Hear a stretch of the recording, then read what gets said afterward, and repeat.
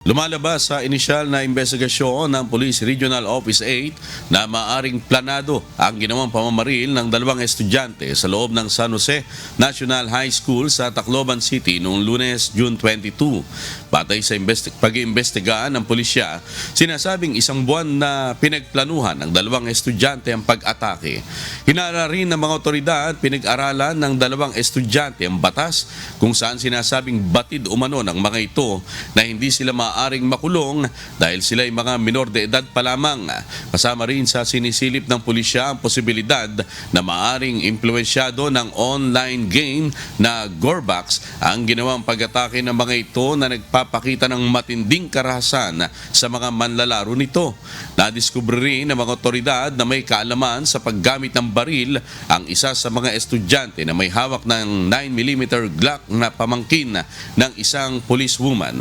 Napag-alaman na galing sa 9mm Glock ang 39 mula sa 40 mga basyon ng bala ng baril ang narecover sa crime scene. Samantala natukoy rin ng pulisya na pagmamayari ng lolo ng isa sa mga minor de edad ang caliber 38 revolver na ginamit sa pamamaril.